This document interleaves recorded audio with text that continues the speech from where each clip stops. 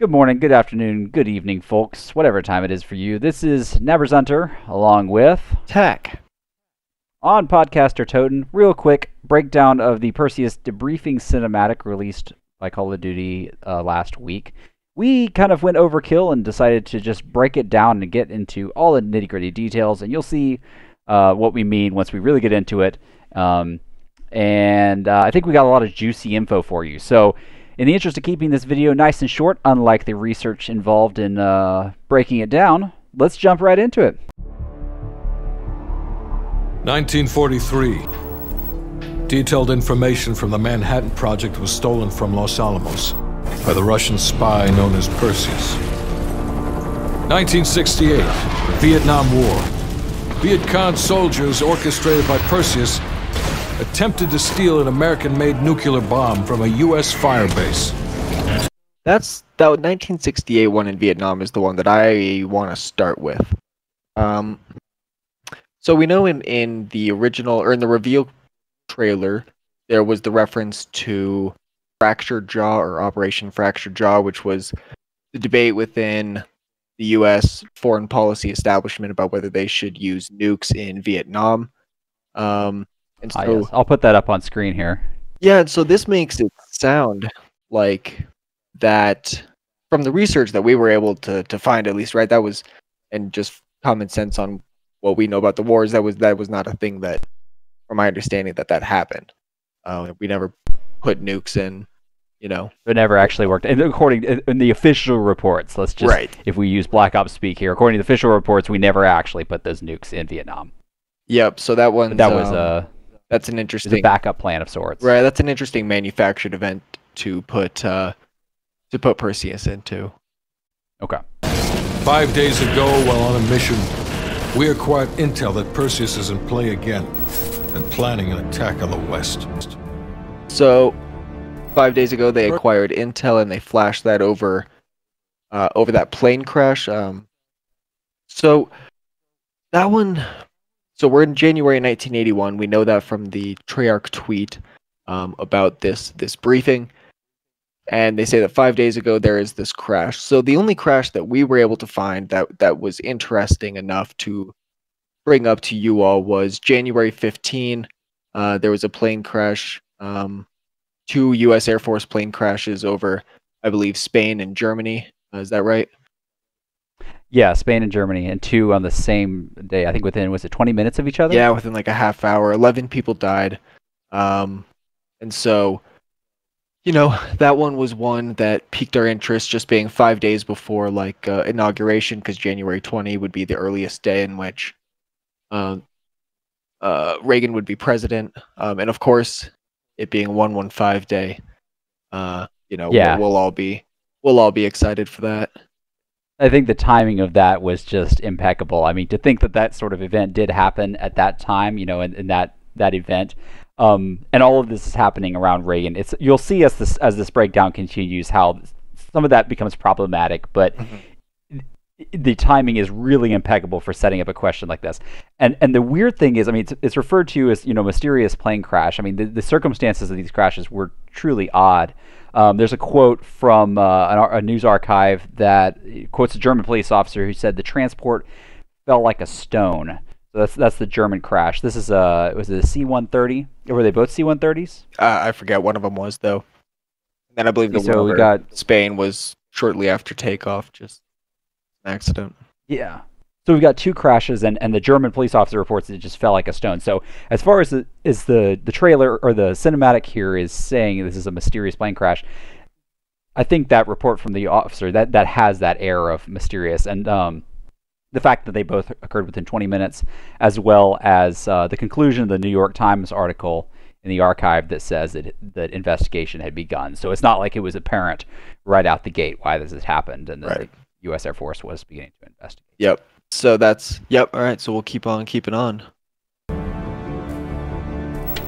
Perseus. The CIA's analysts consider him to be the single largest threat to the free world. Mr. Hudson. Our introduction Hudson. to our boy, Hudson. Oh, man, looking fresh, might I say. Oh, absolutely. As always. Fresher than ever. Mm-hmm. Mm-hmm. As always. As always. I love his style. I love the open vest thing. I do. I don't know why. I do. Right. It's especially when you're about to like meet with the president. It's like, you know, who's not in a suit. Especially, I was thinking that with Mason and Woods too. Like, who are you to like not be in a suit and tie in front of the president? But okay. Right. We've got real quick. We've got the three clocks on the wall. The left one is Berlin, middle is Washington, and the right one's Moscow. So the thing that I find interesting is, well, something that I find interesting. They have the blinds closed, assuming one thing you would do, you would close the blinds because you're playing a video and you don't want, you know, any footage to come through the window of the footage, so to speak. And it's funny that they open the blinds up and they still have a picture of Perseus on screen. To me, that's just kind of funny. I mean, I don't know if there's a possibility of glare prevention, but I mean, I think the fact that this is like CIA headquarters, this is top secret briefing. Yeah, that seems to be the logic. But right, somebody missed the memo when they said turn the TV off after we. Yeah, no, it's kind of silly. But anyway, yep. So we get Hudson, who introduces the Perseus threat, to the room here. Let's see what else he has to say. We're all aware of Perseus. We're also aware he's more myth than fact. I mean, personally, I think he's nothing more than the Russian boogeyman. So that is quite the interesting line from none other than Secretary of State Alexander Haig. He was chief of staff under Nixon and Ford for, I believe, a month. Yeah, so right, he's a skeptic on Perseus, which draws us back to the opening segment on 1943 with Los Alamos and the Manhattan Project, where well, before we even go there, we might mention that Haig himself was a general of some prestige who was actually stationed in Europe. You were looking into that? Yeah. From what I could saw, he was like a Supreme Allied Commander of Europe for and he seems like he would have a stake in the communist threat, particularly just being just being NATO. Proximity to East Germany and that sort of thing. Yeah, exactly. Gotcha. So, yeah, carry on with the question of Perseus. Right, so the question of Perseus is whether or not in real life he's real, or she, I suppose. There's a lot of ideas, so Hunter and I, we stumbled across, or I guess I don't know how you came across it, this document from CIA library, and it goes over, it's the opinions of two people who dissected some declassified documents relating to the whole Perseus thing, and they deemed it to not be credible. They thought it was a Russian disinformation operation to navigate people away from suspecting their actual Los Alamos spy, Theodore Hall. So there's kind of a debate in real life and apparently here at the table about whether that's Perseus is even real. Right. So we do have these, was it three? You said three legitimate spies that were actually caught. Yeah, I believe so. Maybe even a fourth. I'm not sure. Okay, so this K.E.J. Fuchs, I guess, Theodore A. Hall, and David Greenglass. And then, how did you describe to me? You were talking about earlier, like what Perseus was, this whole Malad thing, and why. What's the complexity in the usage of Perseus, and how would they have run this disinformation campaign? Sure, right. So they've got three people inside Los Alamos, and what they want to do is you don't. The best way, as far from all the things that I've read in espionage, you don't want to do the blanket denials type stuff. You mix a little bit of truth with some facts. So maybe you lead people on to let them know, the KGB goes, yeah, sure, there's someone at Los Alamos, but you try to direct where they look. And so you've got Theodore Hall there. And so what you do is you make up this Perseus person and you go, yeah, we've actually got a couple. And so you really try to, prop up Perseus. You're getting a lot of good stuff out of him, and you start describing some details that don't really match the other people that are your spies. And so that's how. Oh, gotcha. That's how you try to do a little deflection. So if they try to think, we did get Perseus, they're like, well, this detail that was released, that doesn't quite match up. So Right. They're analyzing this. They go, they've got a dossier of Perseus and, and Theodore Hall side by side. They go, this just doesn't quite, this doesn't quite match up. So you try to feed some disinformation in there. So that's the part that I think is interesting about the whole campaign about Know Your History is Yuri Bezmenov talking about active measures and disinformation. And so there really might just be the idea that Perseus, this whole thing is disinformation in and of itself. Not that Bezmenov ever mentions Perseus, but it could be an interesting little cross-reference or something. So let's talk then real quick about Hudson, because as far as the possibility of other, when we saw him on screen a minute ago, we didn't really touch on this element of Black Ops 2, the question of whether Hudson's a mole. We have Kurchenko, is it Kurchenko, right? Mm-hmm. In the Black Ops 2 campaign in Afghanistan, where Kurchenko says that, in fact, I can probably put this clip up on screen.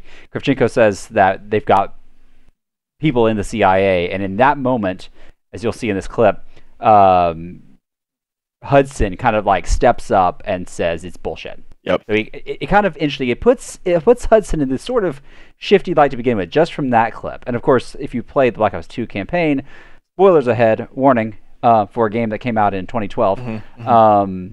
He's going to end up actually in what he later claims to be self-defense or defense of his family, betraying you in such a way that you end up shooting Mason, whether you shoot to kill or you shoot to maim. One way or another, as a result of Hudson's actions, you're going to end up shooting Mason. So there have been, several indications that Hudson himself is potentially a mole. Yep, and so that's, I think, just thinking in my head theatrically how Treyarch might do this. The fact that they pan from the Perseus picture on the screen to Hudson flipping the switch on the remote and then it panning to him, I think that if they wanted to take that angle, there's many ways they could do it, but I think that would be an interesting, some sort of, they could do a play on that later of Hudson being the one to introduce the Perseus picture on the screen.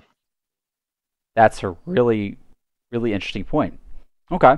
Yeah. Now, and then some people might argue, is that too obvious? I mean, are we exposing Hudson, right out the gate with the Perseus briefing cinematic, the first clip released from the campaign? Right. I mean, valid point. I think we're going to be complex for sure. But it's an interesting thing to consider. I mean, let's rule out all possibilities before. That's what's, we'll get through it as we go through this even more, but it's going to be tough. There's all of the theories that we think of are, in some ways are almost a little too obvious. As we, we'll just let's roll through the characters here and we'll display what we mean. Gotcha. Let's go. General Haig, allow me to introduce the man best suited to respond to that. CIA clandestine special officer Russell Adler. He's one of the few people who even come close to capturing Perseus. So we got our first look here at Adler, who again, because of the Warzone intel, where it says Adler/Perseus, one might say, maybe he's Perseus, but that would be, again, probably too obvious. That's that little note, right? This one that I put up here, on screen here.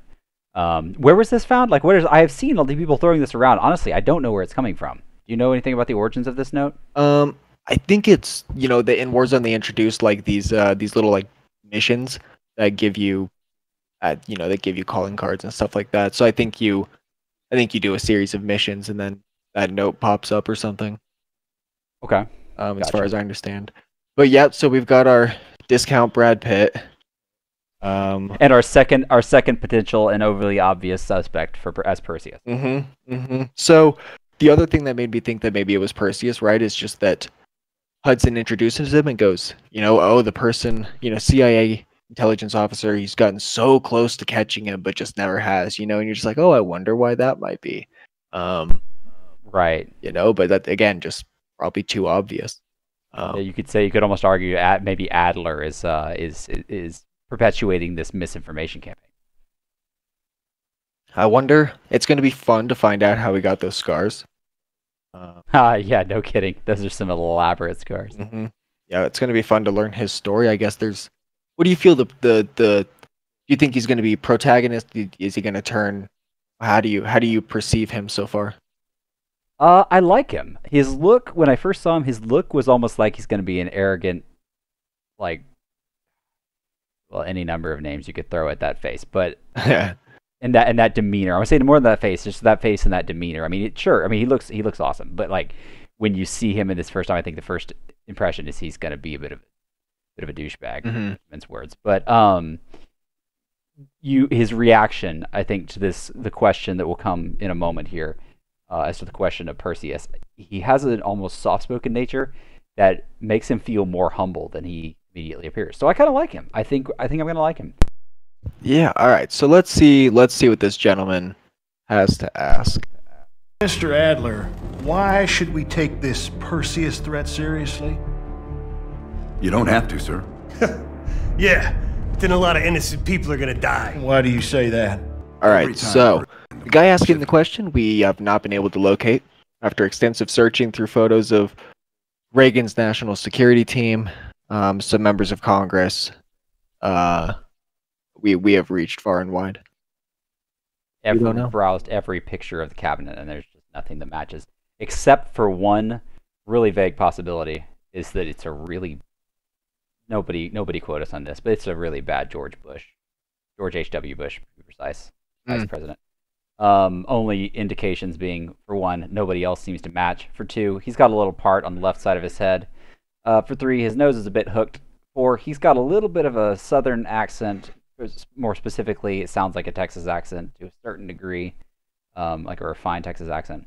And lastly, he's referred to by certain individuals as Sir. Now, whether that's a title that or a term of respect for anyone else who would be part of the cabinet, or depending on what his role, if he's some sort of military officer, is yet to be seen. But just something to bear in mind. Your argument, however, Tac, was that the rendering of Reagan was so incredible that for this to be Bush, it would be a disgrace. It would be a disgrace. I mean, or either that or the lighting is just weird. Because I mean, sure, it looks to me like he's got a cleft chin, and every picture I've looked at over the course of my research, HW does not have a cleft chin in any regard. Yeah. So we'll have to. The jury's out on that one. We would love any help on what you all think. Absolutely. There's ideas that it was like Casper Weinberger, but I don't think it has the same thin face, but it's just not quite there. Yeah, the hair for sure is different. Yeah. It's like we've got like a gray hair and Weinberger's exactly. hair The age isn't black. Quite. Yep. So that's this gentleman. He's trying to really feel out whether maybe he's like a member of Congress, trying to figure out whether we're going to approve funding, or I don't know, who knows. Maybe we couldn't find him there. There you go. We've got Mason Woods, who I don't know if I said this off stream or off video. I don't get why they're looking real casual for a meeting with the president. It's yeah. We said it about Hudson. That's right. You get this rogue feeling about all the CIA guys here. I mean, Adler's looking good, but you got Hudson back there looking just way too cool in his open vest, and these two guys over here looking just rugged as hell. Yep. So, and then you got the guy in the back right corner here, who I don't really know what he's doing, why he's here. I don't. Oh, whoa! There's a guy standing there. If you're like a, we don't really. He never gets shown, but if you're like a Secret Service agent, I'm pretty sure you like secure the room and then you like walk out and you're like standing outside the door. I don't know what this guy's. I don't know what this guy's about. He gets a good eye. I didn't even notice he was back there. I don't know if maybe I'll see him. I saw him in a later frame and didn't notice, but like in this shot, I didn't see him there. Right. And then final thing, you can see the CIA logo on the mug.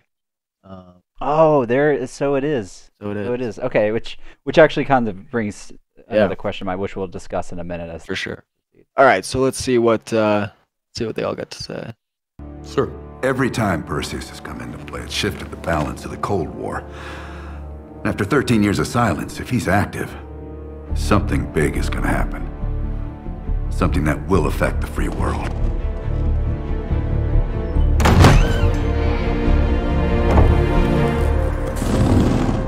Alright, here we go.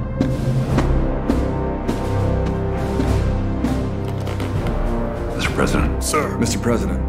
Mr. President, this is Jason Hudson and Russell Adler. I know their names. Who do you think approved their last mission? Alright, so this part is... Who do you think approved their last mission? So earlier we talked about the mysterious plane crash that happened on January 15, and he became president the 20th. So he was inaugurated, so... Well, yes. Which technically is true. He became president, so... Yeah. So our original idea was, that was the 5-day span. But the fact that he approved a mission, they gathered the intel, and now they're holding this meeting. I'm assuming that it's in with that 5-day span. So he approved the first mission or something, or maybe it's a totally different reference we're not getting. So it seems like maybe our original plane theory might not be right. But the hard thing about that, which is, and we discussed that it seems to undermine the idea of the plane theory, because if you look at the clocks on the wall, it looks like he doesn't have enough time as a fully inaugurated president to have approved any prior missions. So but what we do know is that this is in January, so this is either the day that we think it is, or it's sometime in the 11 days that followed. Yeah. It's barely squeezing you into the month of January. So there's just not a lot of time. This must have been a very recent mission. Like he says, like 5 days ago. And it's going to have to fit somewhere between the 20th and the 31st. I was hoping so much that they would have a plane crash in there, like one of these that we could publicly identify, and maybe we can, and we just haven't found it. But I was so excited. The one we found just so closely matches the very vague profile. Right. It's just so the only possible remaining argument that I had, which is pretty crackpot, but is just the idea that Reagan was known for his kind of subverting the process and authorizing Black Ops missions that he really technically shouldn't have, and the question of maybe that he managed to somehow have certain amounts of sway in the CIA before his inauguration, and possibly authorize some sort of mission prior to his actual inauguration, which is shady as hell. But it's the only thing I can think of to justify our plane crash explanation. No, absolutely. And so, what else in here? We've got the presidential seal on the back wall. Makes sense in some way because the CIA, obviously, they serve the president. That's what they exist for, in some way, in most ways. But it's also kind of funny. It's not the CIA logo. Kind of interesting to me. Some sort of dedicated room. I mean, you mentioned like this being the Perseus room, but at the same time, it has a dedicated President of the United States logo in it, so or emblem in it. So it's interesting. Kind of a funny combination. Right. We got the red phone on the table, all giving me the clocks on the wall, all giving me 5 vibes, I should say. Oh, does it ever? Right, and just of course, again, look at how beautiful Reagan looks. Really, all of them. They all have their own beautiful styles. Such an accomplishment, honestly. What a picture. That should be like my background. Right, for reals. And we can comment on the rather drastic change in Woods and Mason. I want to say Mason seems closer than he used to be, and maybe it's just that Woods doesn't have his signature bandana around his head. But this is one of those moments where it's pretty clear our change in cast. And admittedly, this is when we reviewed the original trailer, just didn't recognize him. It wasn't. I don't know. I just admit it just didn't. I don't know. Never even clicked in my head that right. was that. Right. We got the red phone on the table, and then finally a jar of something, probably jelly beans. But if they're gumballs, I think I read that Reagan did an ad for some gumballs in the 50s when he was back when he was doing his thing in entertainment. So keep your eyes on that. I bet that'll play a huge part in the campaign. Yeah, maybe an indication of Maxis reaching it. No, oh no, I didn't say that. Did I say Max? I did say Maxis. I meant Monty. I botched my own joke. The 2M. That said, yeah, the 2 M's. Oh, that's a whole other question, my friend. Yeah. Yep. Is the threat real? Yes, sir, we believe it is. Can you stop Perseus? We can, sir. I've already submitted the requisition for my team. Sir, their requests are highly irregular. Most likely illegal. If the press gets a hold... What the hell are you talking about? Do you know who we are? Every mission we go on is illegal. Sergeant Woods, plausible deniability is the backbone of our work. Al, we're talking about preventing an attack on the free men and women of the world. Preventing an Mr. Adler, attack. whatever. We don't know what that attack will look like, I guess, but that's the first time I've... You know, we knew he was doing something. And I guess an attack makes sense. I just never really heard it in that language, I guess. I don't know why I'm surprised. It I guess is pretty drastic language. Right, because, you know, they talk about how his previous, 43, he steals stuff for the nuke, which, that was huge, of course. And then whatever in 68, the attack on the facility to get a nuke, I guess that's an attack, so. But yeah, I don't know. Give Mr. Adler whatever he wants. Gentlemen, you've been given an important task. Protecting our very way of life from a great evil. There is no higher duty. There is no higher honor. And while few people will know of your struggles, rest the guy assured, just chilling in the back corner. the entire free world will benefit. Get full classified information. I know contributing you nothing won't to the fail us. conversation. I'm not upset about it at all. I'm just concerned about national security. He is in shadow, that's for sure. No. In before, he said it first. You heard it here, folks. Yep. And all that jazz. So that's that, folks. That's about as meta as we can get on this, unless you have got more certain information on who the gentleman on the right side of the table is. We would love to hear that. Yeah, or who that random guy standing in the corner is. Yeah. No, I'm in. What's all the in befores we can do? In before, it's the guy that you turned into from like the VR11.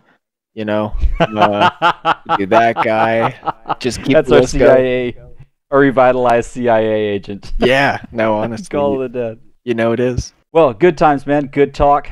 Thanks, folks, for listening to this podcast, and hopefully you found that fascinating, and we'll just see how very, very, very wrong we are when we finally get to jump into this campaign and solve all these mysteries ourselves. Yep. If you dislike the video, please dislike it. If you liked it, you can do whatever you want. But you have to subscribe, or you don't have to, actually. But we're not your dads. We heard it helps with ratings. All right, folks. We'll catch you on the flip side. NaBrZHunter out.